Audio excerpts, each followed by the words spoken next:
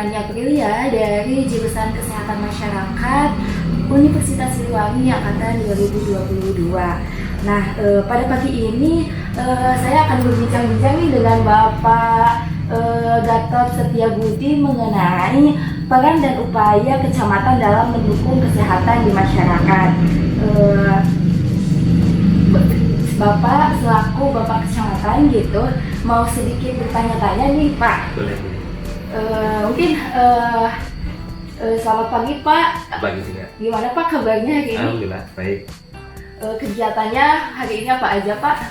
Untuk hari ini biasalah masih ambil kasih dulu, siang menghadiri undang-undangan kegiatan seperti itu, masih rutinitas. Siap Pak. Mungkin Pak sedikit kepo nih, boleh diceritain latar pendidikan Bapak serta pengalaman Bapak hingga bisa menjadi camat di Kecamatan Taman Sari ini. Oke. Kalau latar belakang pendidikan saya, sebenarnya saya alumni STPTN angkatan 94. Terus setelah lulus tahun 98 saya jadi lurah tahun 99, pernah jadi lurah juga di Kelurahan Jatinegara. Itulah terus naik-naik sampai menjadi Kasubag di Bina Pemerintahan Desa Kelurahan Kecamatan. Masih ada kaitan dengan latar belakang pendidikan. Terus berkembang, ada keinginan juga akhirnya menerusin kuliah juga ke S1 di Informatika dan Informatika. Nah sampai setelah itu selesai, bertepatan dengan selesai, ada promosi sampai sekarang jadi camat. Banyak sekali apa pengalamannya. Banyak kalau diterusin satu-satu. Pernah jadi kasih terantip juga pernah pengalaman di kantor arsip juga pernah, kaitan dengan di kantor Kesbang juga pernah. Berarti mulai berkarir itu dari tahun Karena saya masuk ke kota Tasik itu masih kabupaten waktu itu. oh bukan. Tahun 98. Oh 98. Lumayan ya Pak. Lumayan. 20 tahun lebih. Iya. 25 tahun. Mungkin mau nanya lagi, untuk permasalahan kesehatan yang ada di wilayah Kecamatan Taman Sari ini kira-kiranya apa Pak? Kebanyakannya itu? Banyak sih sebetulnya, masalah kesehatan di kita itu komplit ya, kaitan dengan budaya sehari-hari itu seperti kemarin kita sampai kegiatan ODF, Education Free, yang itu yang buang air di atas kolam tuh. Iya. Itu alhamdulillah sudah tuntas, sudah dianggap bebas lah seperti itu. Nah itu kan sebetulnya itu kebiasaan yang kurang baik, buang air di atas kolam. Itu kurang baik. Makanya kemarin kita udah diverifikasi, alhamdulillah sudah tuntas. Nah itu semacam itu kan kebiasaan itu kan yang memang sudah berasal dari dulu ya. Salah satu kebiasaan di kita yang harus kita tuntaskan, kita selesaikan gitu.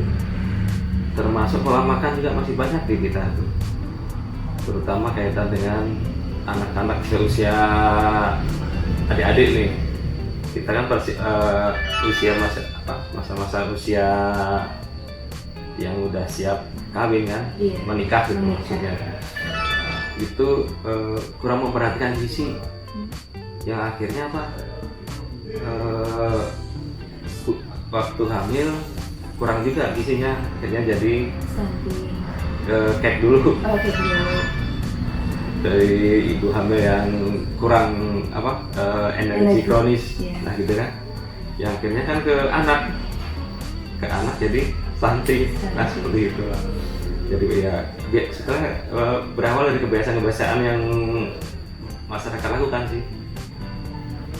DBD juga sama kebiasaan. Kalau udah biasa bersih hal-hal yang ada di sekitar kita, insya Allah DBD juga nggak akan terjadi. Semua berawal dari kebiasaan. Dari kita itu sebenarnya ada kebiasaan sih, cuma mungkin sekarang sedang menurun. Apalagi sekarang musim hujan. harus peka dengan situasi sekarang, air-air yang mengenang harus segera dibuang seperti itu. Intinya semuanya berawal dari kebiasaan. Berarti di Kecamatan Taman Sari ini masih ada yang stunting, Masih sama DBD masih ada DBD. Stunting juga kita tertinggi kalau nggak salah. Kita lihat tertinggi. Masih ada yang ibu hamil kayak gitu yang kekurangan energi kronis masih banyak gitu. Sedang dituntaskan, berkolaborasi dan bersinergi dengan yang lain. Berarti yang paling diprioritaskan itu stunting ya, dikatakan tertinggi di sini. Iya. Mungkin bagaimana kecamatan mendukung program nasional apa seperti kayak imunisasi, posyandu agar sukses atau berjalan gitu. Apakah ada? Kalau untuk kecamatan selalu support kita, baik tempat, baik kegiatan. Tapi kita sekedar ini sih, kita bukan pengambil kebijakan, tapi kita pelaksana kebijakan, bagian eksekusi kegiatan. Iya. Kadang untuk mengatasi hal di lapangan untuk kesuksesan ya inovasi kita, bagaimana masyarakat mau datang ke posyandu, berorganisasi, itu seni mempengaruhi masyarakat, mengajak masyarakat.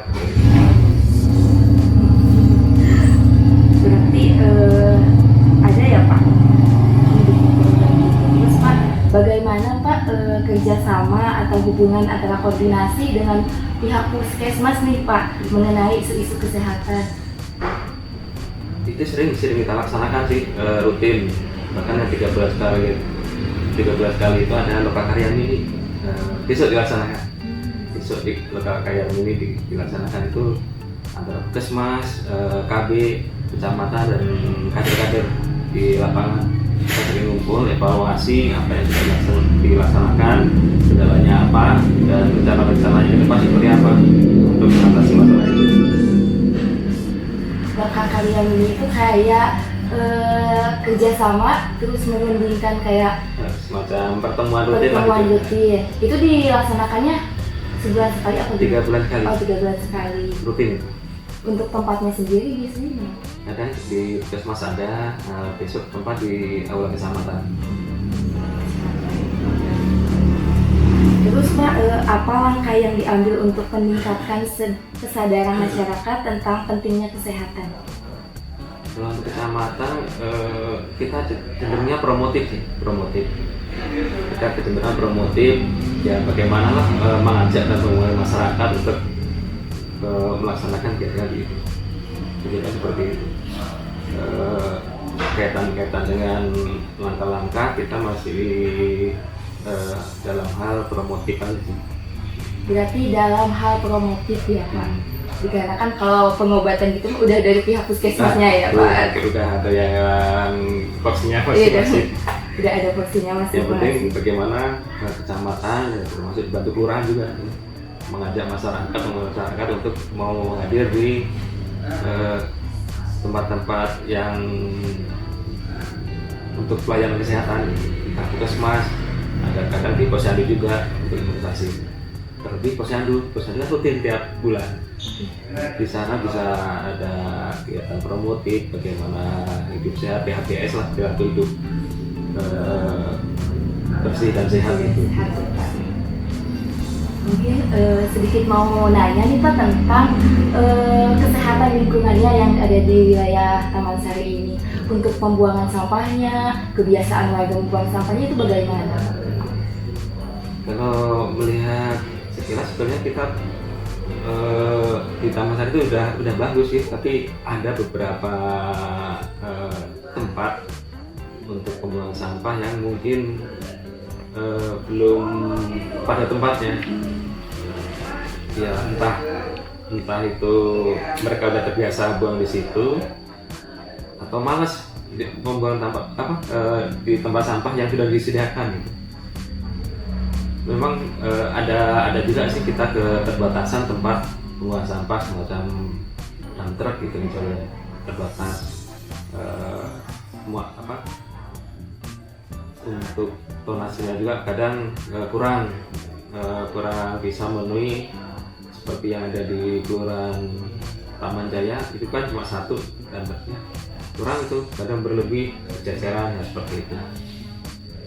Sebenarnya udah bagus sih kebiasaan masyarakat tuh, hanya saja perlu edukasi lagi kaitan dengan pengolahan sampah, pengolahan sampahnya gitu. Karena masih banyak yang membuang sampah belum terpilah gitu. Edukasi itu yang harus terus-terusan edukasi. Ya kalaupun misalnya bisa diolah, tidak di rumah masing-masing bisa jadi kompos atau berubah ke bentuk yang lebih bermanfaat gitu. Ya. Udah banyak sih, banyak hal yang bisa kita lakukan, banyak tutorial. Nah, edukasi itu masih belum bisa dilaksanakan maksimal oleh masyarakat. Sebenarnya udah banyak sih, banyak edukasi itu. Sama bisa juga ada kegiatan pengolahan sampah juga, ada di Kelurahan Sumelang. Itu kaitan pengolahan sampah. Udah banyak, bank sampah juga ada di Kelurahan Taman Jaya sudah ada. Itu udah sukses ya Pak? Kurang maksimal sebenarnya. Udah dilaksanakan, tapi belum maksimal. Insya Allah kalau misalnya bisa maksimal, oke lah, pasti yakin. Karena pada sampah itu juga kan bisa, plastik itu bisa dibikin paving block kan? Iya. Dibikin paving block. Terus sampah-sampah yang organik bisa jadiin pupuk, kompos, atau jadi makanan magot, bisa bernilai lebih gitu. Itu belum maksimal. Berarti dalam pengolahan sampah masyarakat itu belum bisa dikatakan masih kurang edukasi juga ya Pak? Masih harus terus-terusan. Dikarenakan Terus kan Pak ada buangnya di titik-titik yang kadang bukan tempatnya gitu. Di beberapa titik malahan ada yang di luar Taman Sari banyak. Bahkan kalau dilihat bekas buangan sampah itu dari luar kota Tasik ada. Tahu dari mana?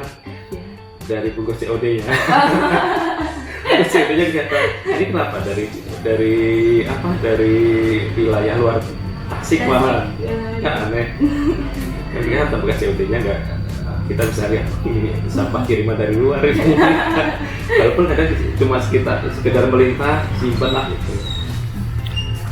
Edukasi pengolah sampah sama edukasi pembuang sampah. Kalau pengangkutan sampah itu teh biasanya tuh dilakukannya tuh Pak berapa kali dalam seminggu? Nah, itu jadwal dari Dinas Lingkungan Hidup sih. Di Taman Sari juga kan kita punya TPA tuh, TPA Ciangir, tempat pembuangan sampah terakhir Kota Tasik di situ. Udah penuh itu ya Pak? Udah menggunung. Nah itulah harusnya kan kalau bisa diolah nggak harus sambil menggunung. Iya. Bener kan? Bener Pak. Harus ditingkatkan lagi ke edukasinya, cara pengolahannya ya Pak. Mungkin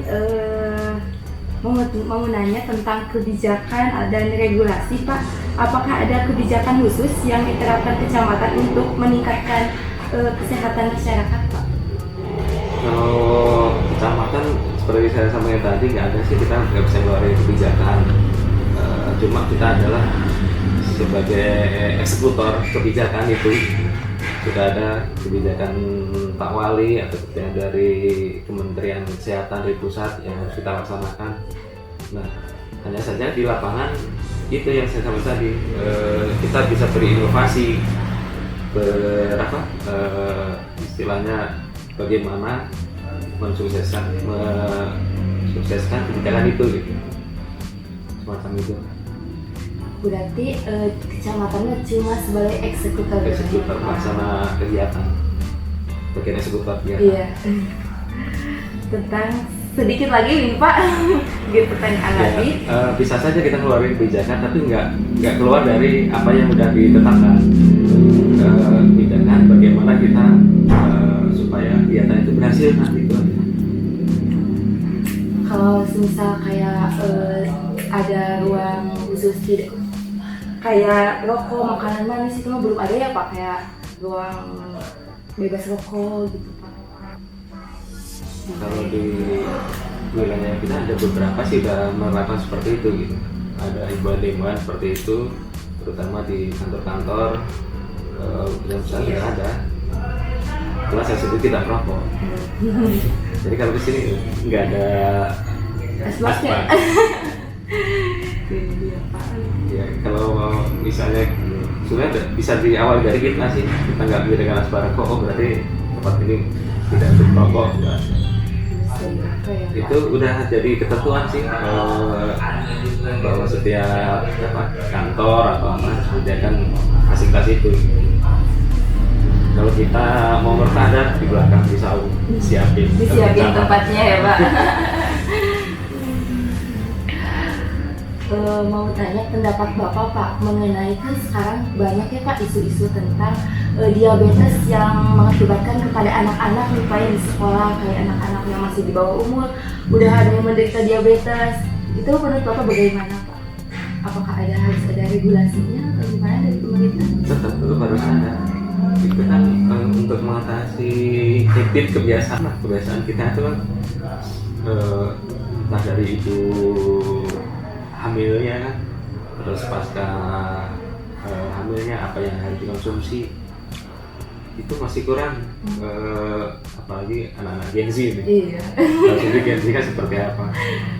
Mereka nggak mau disebut boros, tapi self reward. Iya.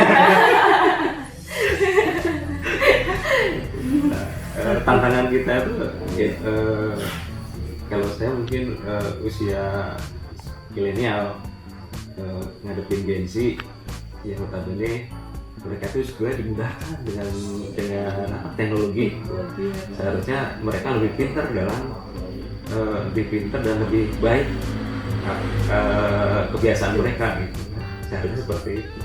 Tapi kenyataannya kan saya bilang ya ini anak kecil udah diabetes, kadang udah ada yang darah tinggi. Iya. Makanya berarti kan itu kebiasaan dan pola makan yang harus kita evaluasi lagi seperti apa sih kebijakan yang harus keluar.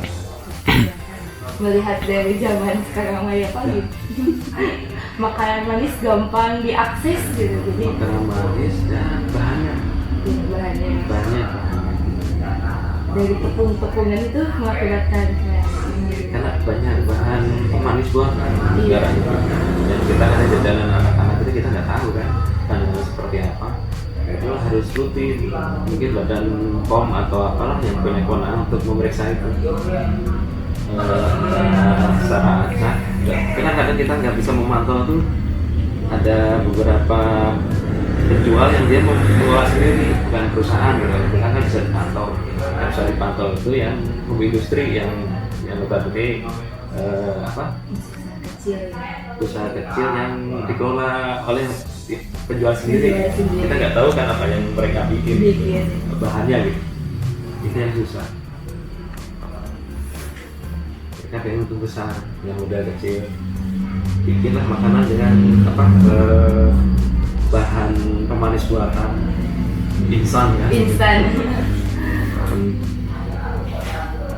Satu lagi Pak, mengenai tantangan dan harapan, mungkin apa saja Pak tantangan yang dihadapi untuk meningkatkan kesehatan masyarakat di wilayah Kecamatan Taman Sari ini? Sebenarnya kalau tantangan kembali lagi ke SDM ya, SDM di pemerintahnya sendiri dan SDM masyarakat kaitan dengan itu pembiasaan di PHBS itu. Kalau misalnya perilaku hidup bersih dan sehat itu diterapkan, insya Allah selesai. Mungkin nggak perlu dinas kesehatan ekstrimnya. Kenapa? Kalau mungkin dokter juga praktek udah nggak laku kalau misalnya masalah pedasnya. Iya, benar Pak. Tapi nggak seperti itu juga sih, tetap itu. Tetap ada yang sakit, ada yang sehat ya Pak. Perilaku hidup bersih dan sehat. Udah. Satu lagi Pak, untuk harapannya sendiri untuk masyarakat di wilayah Taman Sari gimana Pak? Sebagian besar udah bagus sih, mereka udah kita melalui kader-kader sih, kader PKK, kader posyandu untuk berkaitan dengan PHGS ini. Memang ada programnya di PKK juga. Udah bagus. Cuma memang harus dimaksimalkan. Kenapa kalau saya bilang udah bagus, sudah tuntas, harusnya nggak ada yang sakit. Iya. Karena masih ada yang sakit, masih ada yang buang sampah sembarangan. Jadi harus dimaksimalkan lagi. Seperti itu. Yang paling susah itu merubah perilaku ya Pak. Nah, itu. Di Inggris saja buang sampah yang sekarang bersih itu butuh waktu 30-50 tahun. Wah. Tapi intens. Kalau di Indonesia mah belum tentu ya Pak. Ya. Bisa juga.